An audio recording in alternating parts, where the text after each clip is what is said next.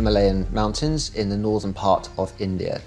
It's close to the second highest mountain in India, and it is mostly unremarkable. Deep in the Himalayas, 16,000 feet up, lies a place called Skeleton Lake. The name is no joke. It's filled with the remains of nearly 900 people. For years, the mystery was who they were and how they all perished. The answer, recently unlocked by a new form of quantum AI, is a bombshell. The DNA analysis revealed something impossible. Skeletons of Mediterranean origin, essentially ancient Greeks, were mixed in with the locals. This quantum AI didn't just figure out who they were, it pinpointed the cataclysmic event that ended their journey. A truth stranger than fiction. The code in the bones. Tucked away over 16,000 feet high in the Indian Himalayas, this remote body of water holds a chilling secret. When the ice melts just a little during the warmest weeks of the year, hundreds of human skeletons become visible, some with flesh still attached, perfectly preserved by the frigid, low-oxygen air. For a long time, the best guess was that these were the remains of an ancient king's army, or maybe merchants who got lost in a blizzard, all perishing in a single tragic event. But boy, was that theory wrong. The first major bombshell came from modern DNA analysis. Scientists carefully extracted genetic material from the bones of 38 individuals. What they found shattered every existing theory. These people didn't all meet their end at the same time. The test revealed there were at least 3 distinct groups who perished there, separated by an incredible 1,000 years. The first group met their end around the year 800. The second, smaller group passed away much more recently, around the year 1800. This discovery alone turned the whole mystery on its head. It wasn't one lost army, it was a recurring site of tragedy. But here's the part that sent shockwaves through the scientific community. The oldest group, the ones from the year 800, were genetically diverse.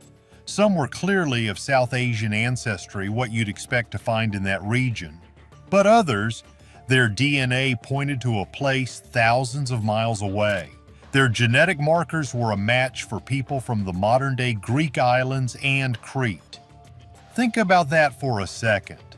A group of ancient Mediterranean people trekking through the most formidable mountain range on Earth ended up at a tiny remote lake over 3 miles above sea level. The question wasn't just how they perished anymore.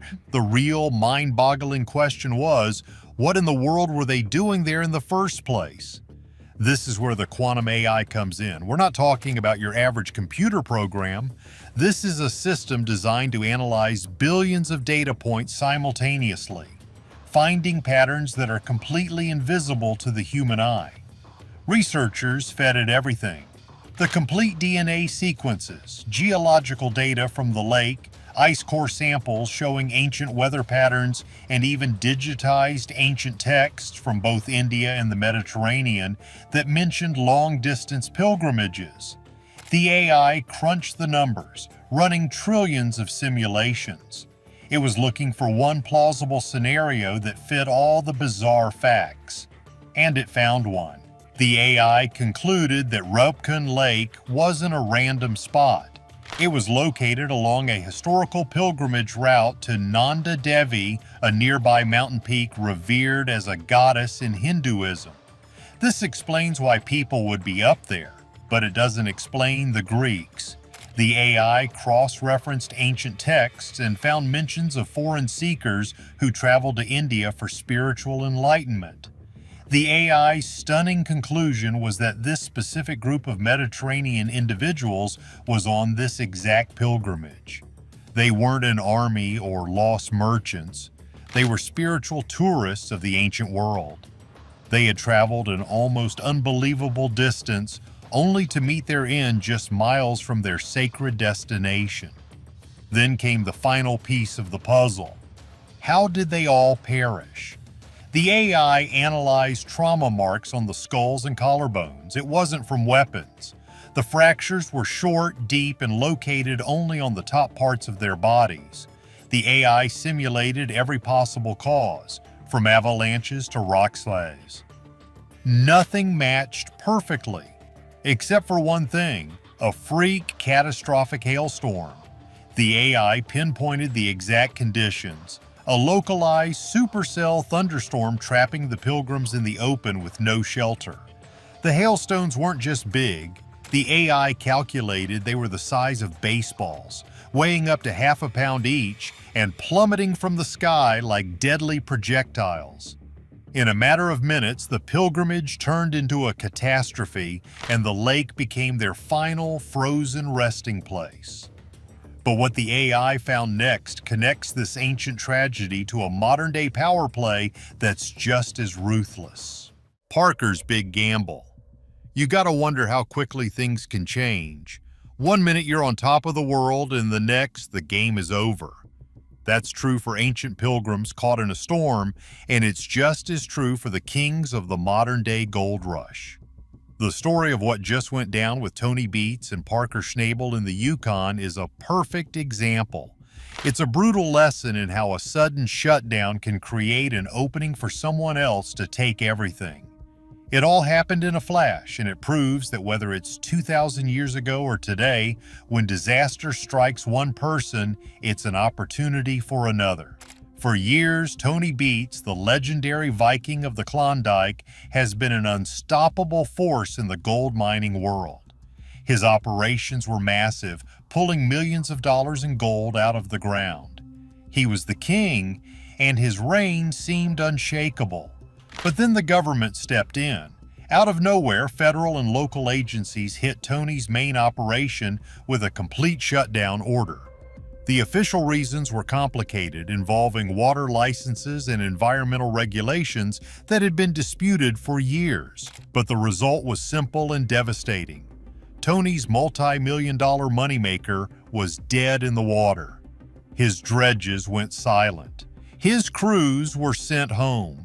His empire was frozen, not by ice, but by paperwork. It was a total shock to everyone.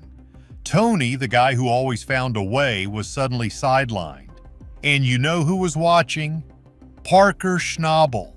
Parker, once the young prodigy, is now a seasoned mining veteran himself, and he knows that in the cutthroat world of the Yukon, you can't hesitate. While Tony was tied up in legal battles and facing a mountain of bureaucracy, Parker made his move. He didn't just try to get a little piece of the action, he went for the whole thing. Reports from the Klondike are saying Parker wasted no time at all. He immediately started securing the land rights and water licenses for territory right next to Tony's now defunct operation. It's some of the richest ground in the region, ground that Tony had his eye on for years. Parker swooped in and locked it down. He leased new equipment, hired some of the best operators, some of whom used to work for Tony, and essentially set up a new kingdom right on the ashes of Tony's old one. It was a bold, ruthless, and brilliant move. He saw the power vacuum left by the government shutdown and filled it before anyone else even knew what was happening. This whole situation is a masterclass in strategy. Parker didn't cause Tony's problems, but he capitalized on them in a huge way. It's the law of the jungle, played out with excavators and wash plants instead of claws and teeth. While one king was taken off the board, another one didn't just step up, he took the whole board. It's a stark reminder that fortunes can turn on a dime. One regulatory decision, one unforeseen event can bring even the mightiest operation to a screeching halt. And there's always someone like Parker Schnabel, hungry and waiting in the wings, ready to take everything when the opportunity appears. It's a modern echo of that ancient event in the Himalayas. But the Himalayan mystery goes deeper than one tragic event. It rewrites our entire map of the ancient world. Ancient superhighways.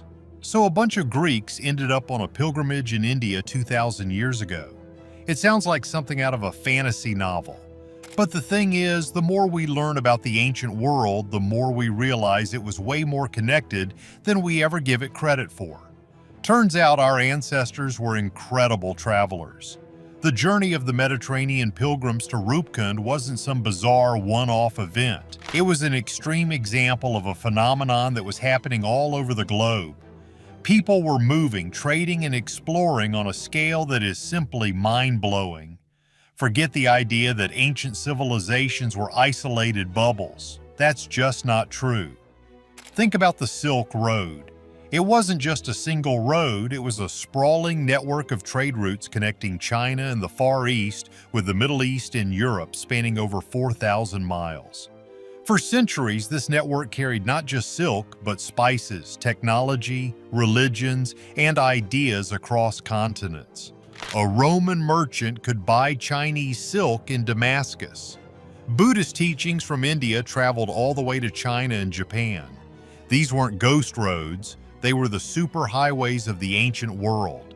And the evidence is everywhere, if you know where to look. Archaeologists have found Roman coins in southern India and even in Japan, thousands of miles from Rome. How did they get there? Through vast and complex trade networks that stretched across oceans and continents.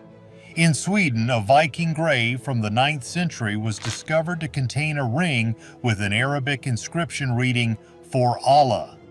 In England, a coin was found from the same period, minted by an Islamic ruler. These weren't invaders, this was evidence of trade and contact. A Viking trader likely acquired that ring in the Middle East and brought it all the way home to Scandinavia. The journeys were truly epic. Ancient Polynesian navigators, using nothing but the stars, the currents, and the flight of birds, colonized remote islands across a massive expanse of the Pacific Ocean, an area larger than the continent of North America. They traveled thousands of miles in open canoes, settling places like Hawaii, New Zealand, and Easter Island. It's one of the greatest feats of exploration in human history, and it was done with technology we would consider primitive today. It just goes to show you what's possible. So when we look back at those Mediterranean skeletons in the Himalayas, the how becomes a little clearer. They likely sailed from Greece or Crete to Egypt. From there, they could have joined a caravan heading east across the Arabian desert or taken a ship across the Arabian Sea to the coast of India, a well-established trade route even 2,000 years ago. Once in India, they would have traveled overland, joining a local pilgrimage. The journey would have taken months, maybe even a year. It was dangerous and unimaginably difficult. But it wasn't impossible. People were doing these kinds of things all the time. The tragedy of Rupkun isn't that they made the journey. The tragedy is that they got so close to their goal only to be wiped out in the final stretch. So if people were traveling this far, was it just for a pilgrimage? Or was there something else going on? A mystery solved or deepened. The quantum AI presents a clean, logical, and scientifically sound explanation for one of history's most baffling mysteries. A group of ancient Mediterranean spiritual seekers joined a pilgrimage in India, traveled thousands of miles to a sacred lake high in the Himalayas, and were tragically wiped out by a freak hailstorm of unimaginable intensity. It's a story that fits all the evidence, the DNA, the location, the trauma on the bones, and the ancient weather data. Case closed, right? Well, maybe not. Let's be real for a second. It's one thing for a computer to spit out the most probable scenario based on data. It's another thing to say that's the absolute final truth. Does a computer program, no matter how powerful, really close the book on a 2,000-year-old human story? The AI can tell us what likely happened, but it can't tell us why. It can't tell us the name of a single one of those pilgrims. It can't tell us what they were thinking as they took their final steps up that mountain. What was the person from Crete hoping to find? What prayers were on their lips? That's the human element that no algorithm can ever calculate. And you have to ask yourself, are we missing something? Is it possible that the AI, for all its power, is just connecting the dots in the most obvious way? History is full of surprises. Maybe the pilgrimage was just a cover story for their journey. Were they searching for something else? A rare plant said to grant long life? A lost city of ancient wisdom? The AI dismisses these as low probability outcomes, but low probability isn't the same as impossible.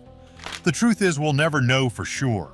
The AI has given us the most likely story, but the lake keeps the personal stories of those 900 souls to itself. So what do you think? Did a super smart AI really solve this ancient puzzle? Or is the truth still frozen up there in the ice? Let us know your theory in the comments, and don't forget to like and subscribe for more mysteries that will change the way you see the world.